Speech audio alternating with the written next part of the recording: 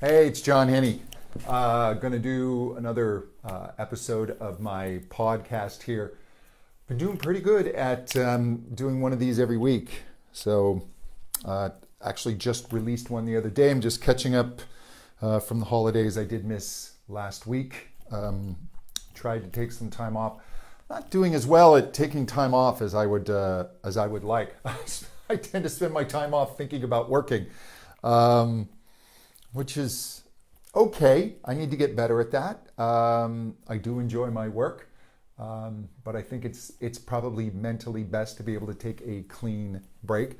But what I'm doing today's podcast is I'm going to talk about an email that I sent out to my list today. And if you're not on my email list, you should be. Go to johnhenney.com and you can sign up there. I send out a few emails, three emails a week, different things, thoughts about singing, etc. And today I kind of gave my version of the Serenity prayer for singers. And that's what I'm going to talk about on the podcast. So let's jump in and record this. Hi, Marianne. How are you? It's been a while. I haven't seen you in a while. I hope you're well. All right. You are listening to the Intelligent Vocalist Podcast, episode 69. And again, that's sometimes the best part of my podcast. It's the introduction. I can do good introductions and I tend not to ramble during the introduction. The rest of it, I can't vouch for. Hey, this is John Henney. Welcome back to another episode of The Intelligent Vocalist. I do so appreciate you spending this time with me. So, I have a mailing list. And if you are listening to this and you're not on your mailing list, hit the pause button and go get on my mailing list. Go to johnhenney.com and you'll see a little form there on the home page where you can sign up for my email list. And what I do is a few times a week, I just send out different thoughts about singing and staying focused and getting things done. All that kind of stuff we need to do as singers and as musicians. It's kind of an extension of the podcast here. It's not as formal. I just kind of write up whatever's on my mind, send it out.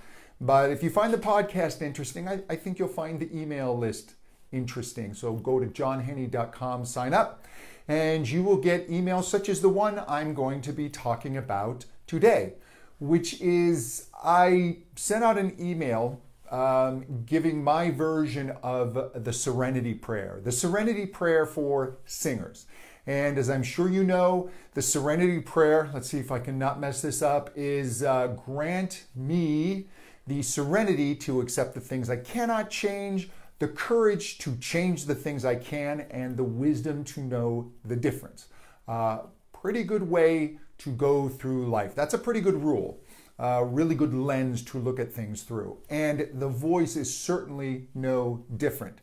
But it is in the accepting of the things that we cannot change that sometimes singers get caught up. And I really believe that you need a positive mindset to attempt any type of role in the world of music, because you will get your heart broken here and there, and things that you've put a lot of work into won't go as well as you had hoped, or you're not going to get the response that you wanted, or this song that you're working on that sounded so great as you were putting it together, as you finish it in the studio, you realize it's just not very good. And that happens. It's not quite as good as you thought it was, or your vocal performance just isn't really working for you, or you're having trouble hitting vocal goals. So you need this positive mindset and belief in yourself to keep pushing through these troubles. However, there are certain areas within singing where you're ultimately going to be beating your head against a wall. We all have limitations in our voice. Even whoever is currently on the planet with the widest range in their singing voice still has a limit on the top and the bottom notes. It's just not the same limitations as the rest of us. But there are limitations. And you are going to have limitations that are specific to your voice, your genetics, your physiology. There are people who can put the voice under more stress than others simply because of their genetics. Their vocal folds will not swell as quickly as others. Then there are singers whose voices are ultra sensitive and the cords will start swelling quicker than normal. And we all have to learn to deal with those. But the person who has genetically been given the weaker voice, yes, they can strengthen that, but there is going to be a limit. And they are not going to be able to ride their voice as hard as the person who naturally can withstand more vocal stress. Now, the person who can withstand more vocal stress, if they don't work at improving versus the person who can't stand as much but works hard, and I hope that previous sentence made sense. I don't know if it did as I was saying it. But basically, there are advantages in working harder, and you can move the needle, but you can only move it so much. I will have singers that come to me and they're just obsessed with extending their range. They think that high notes, because high notes are something to brag about, they think high notes are the end-all, be-all. They just want their voices bigger, higher, faster, stronger. Tends to be the mantra. And that's not where most music lives. That's not necessarily the goals you should be going after. And for some of you, you're simply not going to have the same range as others, no matter how hard you work. For much of the female population, and even within singers, you are not going to be able to sing a Whitney Houston song better than Whitney. She, by the grace of her genetics, was given an extraordinary voice that she then worked up with extraordinary artistry.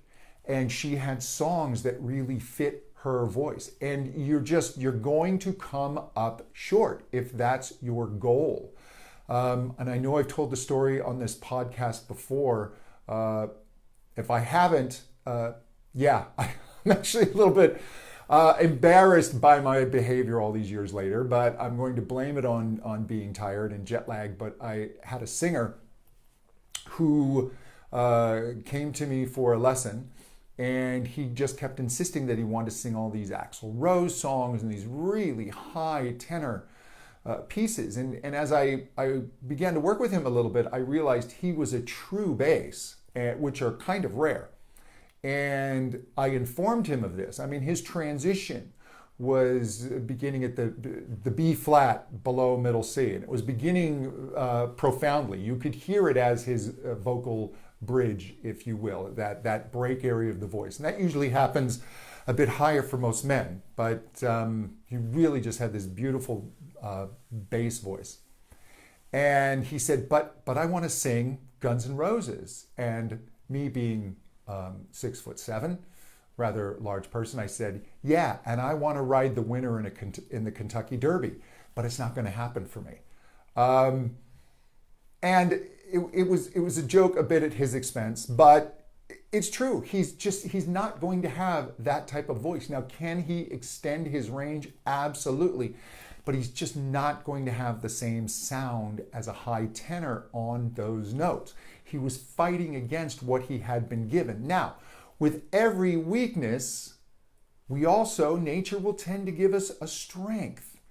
And if you're worried about the wrong things, if you're trying to force your voice to be something that it isn't, if you aren't accepting your limitations, then you are missing the things that you can change and that you can improve. And you may be missing what makes you truly special.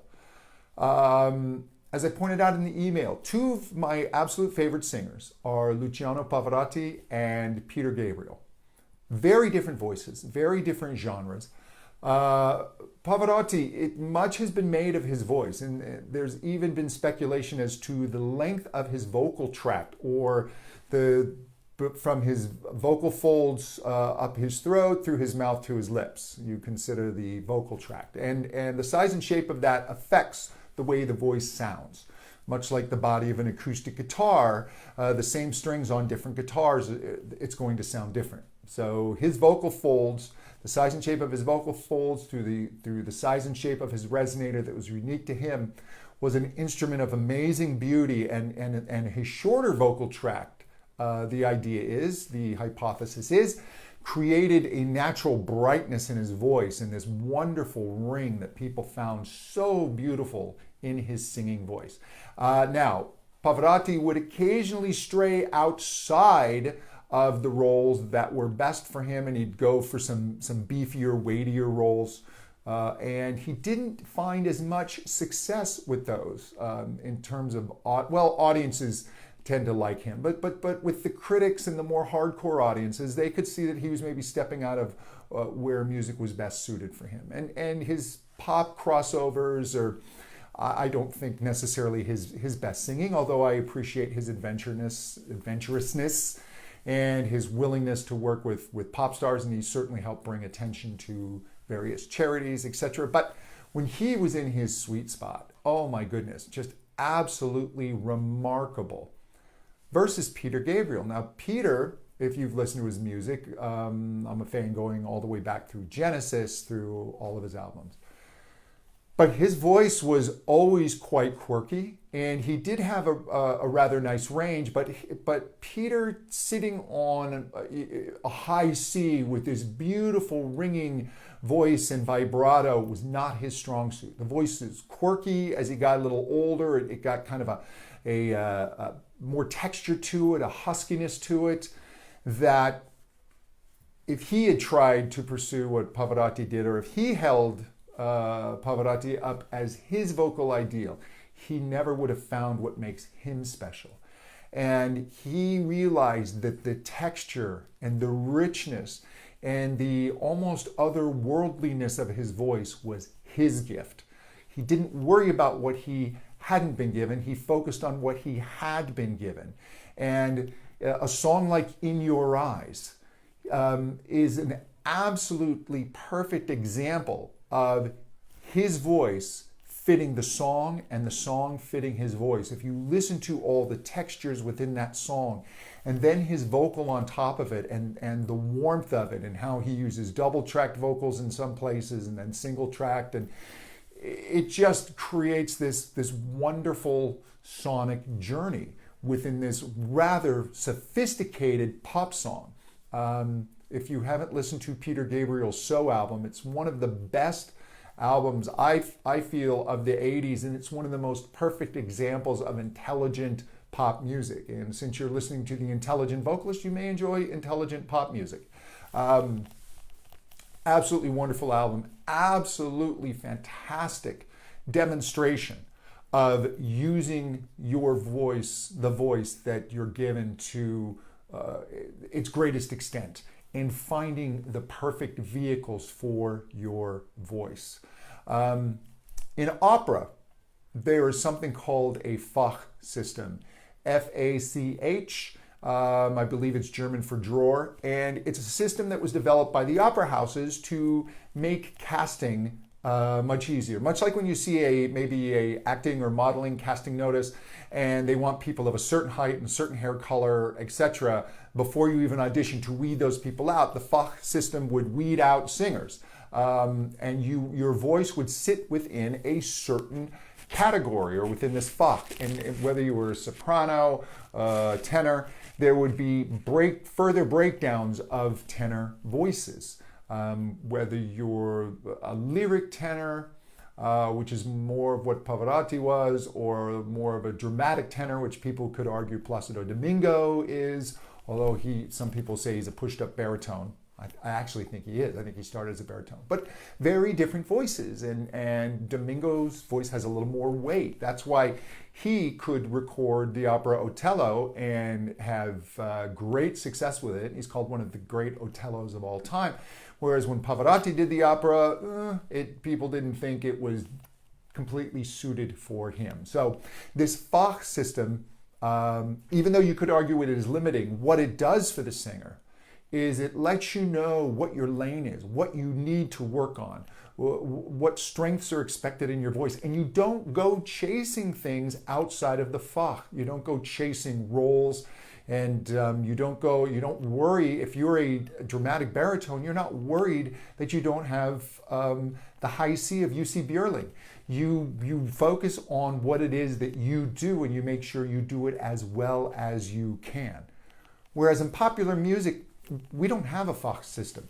Musical theater has that a little bit, in that they'll say, this is a tenor role, this is a baritone, but people will jump around. Some opera singers will jump around a bit. Certainly Placido Domingo has jumped around Fach, and he's done a wide range of operas that usually singers wouldn't attempt, but he's an outlier in that regard.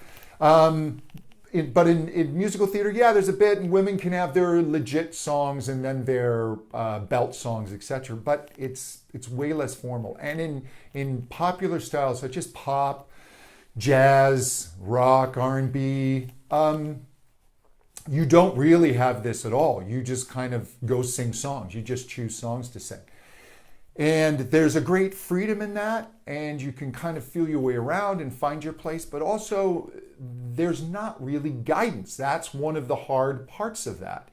And singers will start chasing songs, and they'll start chasing things in their voice that ultimately isn't there for them.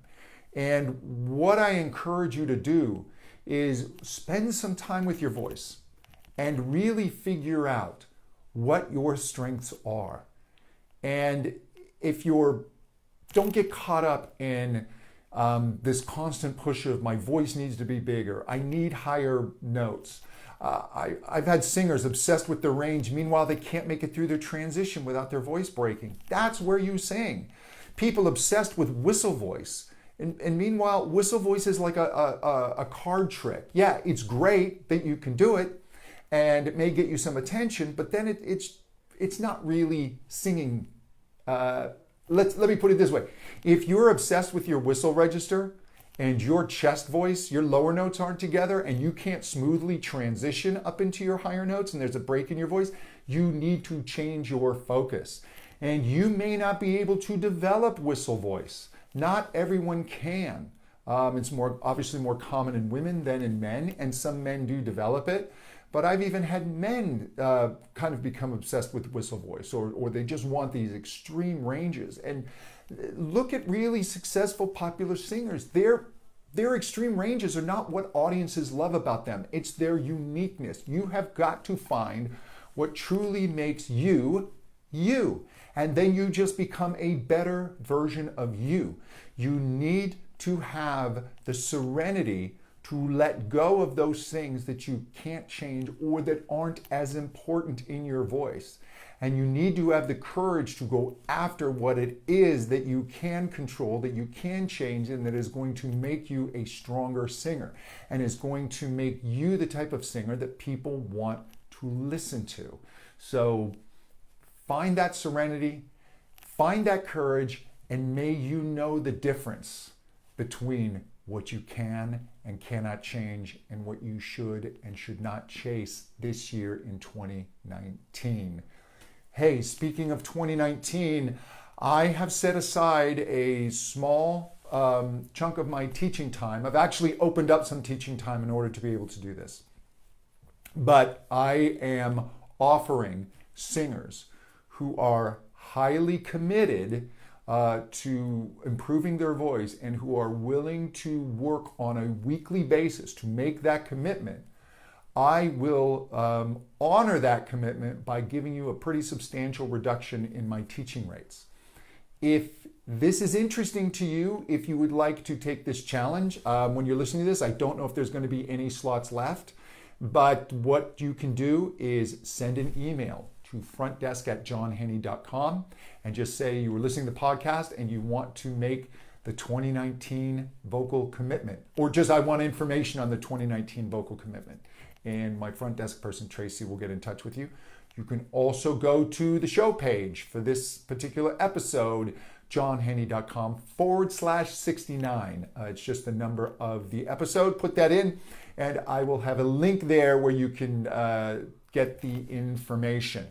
Again, you can go to johnhaney.com. There's information on some of the courses I've created. I have some vocal science courses there. I also have a voice teaching academy that is closed for enrollment at the moment, but will be opening up briefly for new students in the next couple months. I think as we get closer to spring, I'm going to reopen admissions. And listen, I really appreciate you listening to me. I know I say that more than once, but there's so much going on in everyone's life. And I know when I take the time to listen to something, I really have to block out other things. So the fact that you make my ramblings a priority and that you spend this time with me really, really does mean something. And I appreciate all of you who reach out to me. Let me know how you enjoy the podcast or send me your suggestions for other topics, etc. You can always email me, john@johnhaney.com. That's my direct email. Love to hear from you. And until next time, to better singing. Thank you so much. Bye-bye. Well, there you go, another episode. So, and I appreciate everyone here watching on Facebook. Thank you so much. Again, we're constantly distracted, so the fact that you would spend any time watching this, I so totally appreciate. Get on my email list. Just go to johnhaney.com, sign up for the email list, and you'll get more stuff like this. Thank you so much, and I will talk to you soon. Bye-bye.